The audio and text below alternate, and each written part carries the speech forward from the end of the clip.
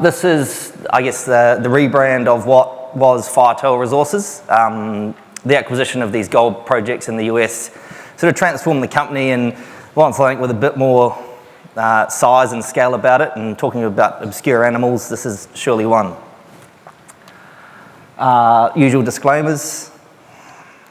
So who's involved? So Rob Jewson, who's corporate M&A geologist, has been behind some of the biggest transactions that have happened in the last decade, especially in the WA gold space, specifically Bellevue. Myself, so I spent a lot of time at Northern Star through all their rapid growth period, operating more technically. Decided to step back into the junior space, which is where I joined Simon Lawson initially at Firefly Resources prior to that merger with Gascoigne, which ultimately developed into Spartan. So Simon sits there as sage advice, as well as being able to pull in some pretty heavy hitters. And more recently, we appointed a US director just to help with the exposure in that part of the world. We're in the US now, there's very deep capital pools over there and a lot of interest in gold in their backyard. So Kev brings that exposure and that distribution network in the US. So there's a bit of an overview. Market cap as of this morning, it changes every day, about 50 million, 495 million shares on issue. That top 25% is held by vendors, Athena Gold and York Harbour Metals. On our last raise, we managed to pull in 1832 capital, so we sort of jumped the East Coast brokers, went straight to the US and pulled in the 1832 guys who have obviously made a lot of money out of Spartan and that recent merger with Ramelius, and wanted to follow the gold back into the US. Board and management holding 5% as well, so we've definitely got a vested interest in the outcomes. So key value drivers at this stage, so resource drilling, Nevada, 5 kilometres across the Buster Trend, 1.5 kilometres has been covered by about 15,000 metres of drilling already. The last drill program, 51.8 at 4. Within that, there's actually a higher grade core. I'll touch on that a bit later when I get to the Nevada project. The second project in the US is the Bella project in South Dakota. So there's a lot of work that's been done. It's never been consolidated, never been compiled, so we're actually getting out there. There's an old mine which is anchoring the project, so we're focusing on that as a foundation for the path forward there. A year ago, we acquired the VMS Skyline project in Newfoundland, Canada. We're applying systematic and sort of new age thinking about how you target these things. VMS exploration in the past has usually had a cut and dry way of doing it, but the Cypress style deposit model is a bit different, so we're advancing a lot of drill targets in that part of the world. Jumping down to South America now, so we thought we had something special in Peru, managed to convince BHP that we had something special, and they joined us in partnering with that Explore program. So that not only provided valuable funding to advance the project, but the technical know-how of a big company and how you look for big things. So that actually inspired, think big, think Mammoth. We've also got optionality with our portfolio as well. We recently divested a project that was with the IPO, came out of the Firefly divestment, and that was the Patterson project, which we've now hold circa about $5 million in a LSE listed vehicle. So the gold value proposition. So we've got huge exposure in the US, gold project, Excelsior Springs in Nevada, and Bella, South Dakota. You can read that in your own time. I guess the key points are, over 40 million ounces from this trend. There's a diverse range of deposits, but typically epithermal and porphyry. Average higher grade than the other trends within Nevada as well. So that's where the kicker comes from. The last 4 years have seen over $1.5 billion Australian, that's US up there, in the region alone. So the majors are interested. The Silicon Merlin project to the south is the one that's been getting the most news time at the moment. That's where royalties, transactions, Augustus Gold, that's up on there as well. So they're consolidating the region, the majors. The cut-off grades they use in this part of the world that still make money is sit down at 0.25. So have a think about that when you're looking at any of these resources, that they are pulling in a lot and they make money, and they make money in US dollars, which is worth a bit more over here. So jumping straight into the Buster trend itself, a lot of work's been done, a lot of the value is unrealised though. So no geochemistry sort of outside that immediate target area to define parallel trends. There's a lot of geophysics that's been done that highlighted targets they didn't drill. They haven't done any diamond drilling, so they actually don't fully understand the ore body, which is what we're going to be doing. Off to the east, the Blue Dick opportunity, which has that precious metals, silver, gold, antimony, zinc, lead, which again has not seen modern exploration applied to it. As soon as we picked up the project, we saw an opportunity, peg the porphyry intrusive ground to the north. We can see old workings there, we can see the alteration, so it was a cheap opportunity to sort of expand the footprint, really establish ourselves with a meaningful land position in the area. We've got people out there to boots on ground geology, the basics, go out there, have a look, walk the ground. I've been out there and we've found shafts that haven't seen any recorded history on them, so someone dug a hole for a reason. Circa $10 million spent on geophysics, so we're coming off a pretty high base in terms of the work that's been done. We don't need to reinvent the wheel.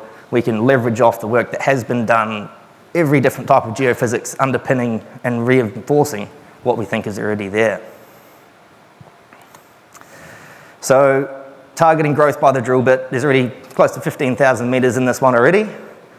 We need to fill in a few holes, validate some of the previous work that's been done, and understand the structure. We talked about structurally controlled, fluids come from somewhere. This one's got interesting geochemistry that it's not only intrusive but epithermal sort of signatures on the geochem. Do some petrophysics and go, why is this gold here and how is it associated with other minerals? Is there something that's being unrealised? So following that, we're aiming a resource update at the end of this year. We'll be drilling with 2 rigs through Q3, Q4, and the idea is that we'll continue building that into next year. We'll now jump up to South Dakota, so real Middle America, but home to one of the greatest mines in the Western world. So as an example, 42 million ounces out of one mine alone, which is what has come out of the whole Walker Lane trend.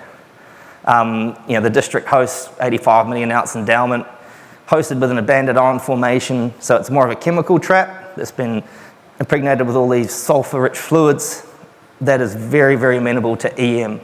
So we can use geophysics to directly target that association with the gold because it's associated with the sulfides. There's a few good examples on the ASX, but I won't give them the airtime. We've got 110 kilometres of banded irons on the property which hosts this mineralisation. Amazing grades, which I'll cover on the next slide. There's already 7 areas of interest. It's just a lack of systematic and centralised exploration. So it's associated with folds and flattening of the banded iron formation itself. We're centred around the standby mine, which historically produced circa 50,000 ounces at very good grade. This is talking 1900s, so hard work and some hard rocks. So the previous owners decided to drill a very deep hole, thank them for that, and 790 metres down there we've got 3 metres at 10 grams. And we've got it at surface, so you join the dots, but they just strung a long bow. There's a bit more work to be done mapping these old formations and shafts and work that's been done, but where we do see these old mines, there's just a list of some of the grades that you can get in rock chips at surface. So we're only literally scratching the surface of what we're seeing there. An example is this, had to put it in landscape because there's so much to see, but the grades out of that are sort of eye-watering. These are old mines that have produced 120 years ago and then had to shut down, whether it was World War II, World War I, or the gold price at the time sort of forced them out of business. So some of these grades, you wouldn't see many other places in the world in terms of something you can just walk up to and smack a chip off the old block. So this again speaks to the geophysics of what we're targeting. The work we're doing, we're consolidating, we're reprocessing the data, linking where the gold is to where we're seeing the geophysical signatures, tie the two together, take a step back and go, is there something we're missing? Which one of these is the best to put some holes into, and where can we get the most bang for our buck for that first drill program? So we're going through, we're systematically working out that pipeline of targets, so when we do get out there, we can get the most value for investors. And I'll jump to the copper projects. So outside the US, up in Newfoundland, Canada, and Peru. For those who caught the Firefly presentation, I don't have to tell you how good Newfoundland is as an investment opportunity. It's a very good jurisdiction. We've got a commodity that is, in demand at the moment. The infrastructure and access, the state, the country itself is investing a lot of infrastructure as well. So they're actually encouraging more exploration and development. They want to see mines built. They know what the value it brings to the island. So the Cypress style, which is, they started mining this style of deposit 5,000 years ago in Cyprus. So it's the original Cyprus, original copper deposit, and the largest of which was 17 million tonnes at 4.5% copper. So that's a lot of metal, and that's not including the other credit metals that we've got in our portfolio as well. So it's hosted in massive sulfide lenses within this pillow sequence, which has been folded within our tenement. And so it doubles up. We've got 8 kilometres of strike, and there's potentially 2 favourable horizons to host this mineralisation. So, they've mined over 72 million tonnes of this stuff out of Cyprus, and this is identical to what we see here in Newfoundland. So again, the typical tools used to farm VMS don't work on a Cypress style. So we've had to adopt and adapt new ones. So we're getting out there. It is, very amenable to IP, so which is what we've done over that governance target. Again, got out there, boots on the ground, doing the mapping, looking at the rocks. That Earl's target delivered some amazing copper-only grades, which is even better. So, like I said, we're just waiting on the data collection from the 3D IP to be processed, and aligning that with where we see the results from the York Harbour mine, which is where they initially started drilling. Again, exceptional results, massive sulfides. It's amazing to see in core, and are pretty special. And I'll jump down to Peru. So this is where we're with BHP in the Explore program at the moment. We get world-class technical support. The ability they have to add firepower to what we're doing there is just amazing. We're surrounded by other big majors that don't even have a presence in Australia. We've got an in-country team, so we've got Peruvian geologists walking the ground, great community relations, which is critical in that part of the world.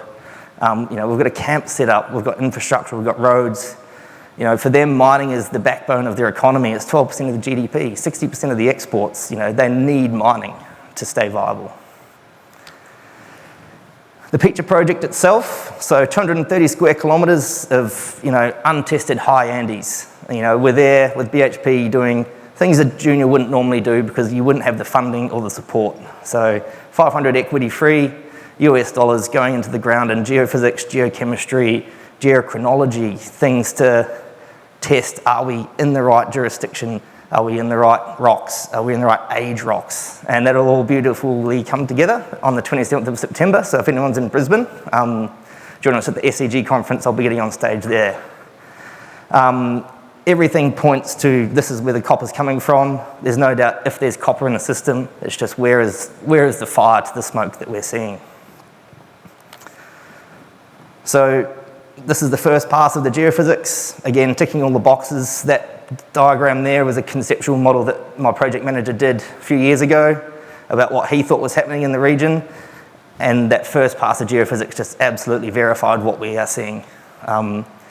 We're waiting on the results of the MT, which is those white dots on the big map, and that'll really show architecture down to 5 kilometres about what we're seeing, what it means, and potentially the architecture of the deposit we're looking for.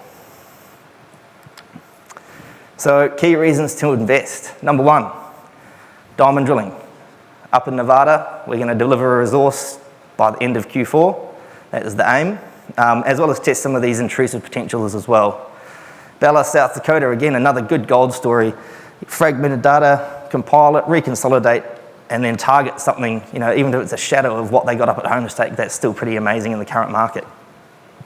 Skyline, great project. Just needs a bit more love, build out that project pipeline. We've got lots of targets we're working up to hit the ground running next year for that, next phase of growth in that part of the world. And then Picture in Peru, obviously we're targeting something big, something Mammoth size, with the BHP Explore funding and them backing us. We're excited about the opportunity there as well, and being chased off the stage. So any questions, always happy to talk to Rocks. If you find Simon, he's always happy to talk as well. Cheers, Nick.